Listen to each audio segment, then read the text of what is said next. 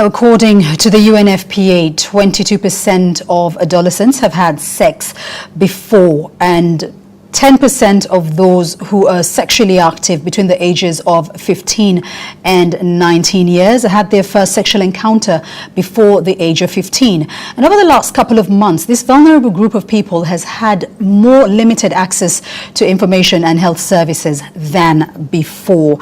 Now, what does the future look like for this vulnerable group of people?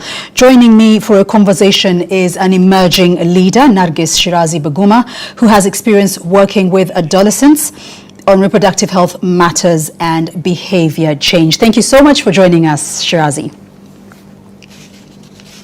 Thank you so much for having me.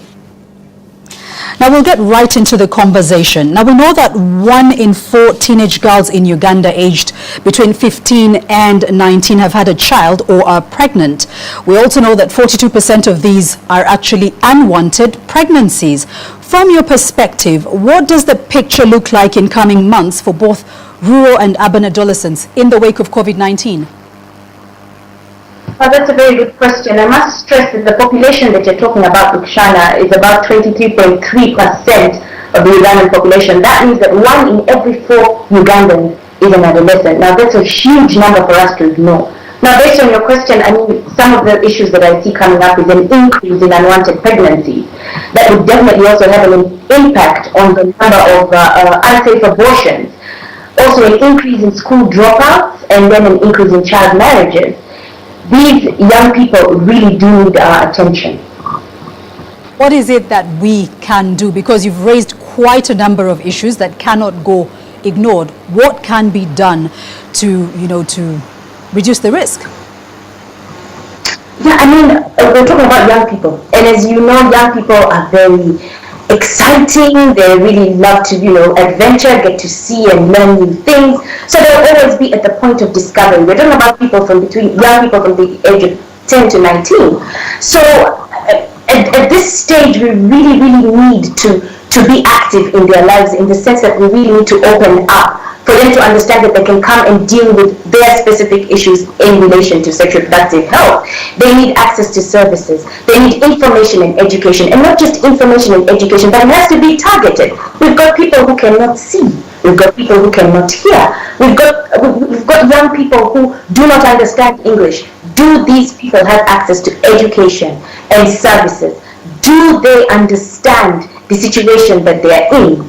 There's so many different changes. Breasts are enlarging, voices are changing, it's all exciting. What are we doing about it, especially now with the pandemic? These young people do not have access to youth-friendly services. They are stuck at home. Are the parents involved in these young children's lives? You think about it, you're so used to, it's the school that talks about sex.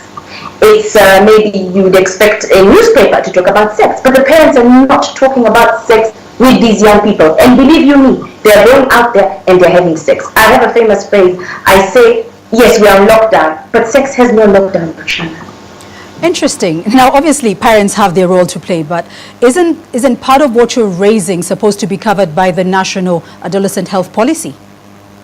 That's a very good question. And yes, it is supposed to be covered by the National Adolescent Health Policy. Actually, when you look at the policy, you realize that this is a very sensitive and very, very crucial issue. And that we need to really think twice about what we are doing for young people. For example, we're talking about access. So is access to services actually the kind of services that they want to have? Are they getting the necessary information or the necessary service from these health centers when they go there? We need to ask ourselves that question. It's a very, very, very thin line between what we believe we are doing right for young people and what young people say. When you read the National Adolescent Health Policy, you realize that young people are saying, hello, we understand that you think that this is the problem, but this is where we are coming from. Young people go to health centers. They are not as youth-friendly as you might expect them to be, because at the end of the day, I go there, I'm asking for a condom. I cannot access a condom at any one point because the person that I'm talking to does not believe I should have a condom, And then there's this aspect of belief. For example, I am a born-again Christian, Shana, so I believe in abstinence.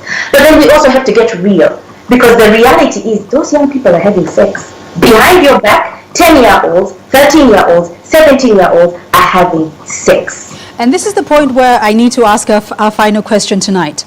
There are divergent views on whether adolescents should have access to contraceptives, for example. We know they're having sex anyway, like you rightly put it, and we know that 49% have used contraceptives before, whichever way they get them. I'd just like to know what your specific take is on the matter of access to contraceptives for adolescents.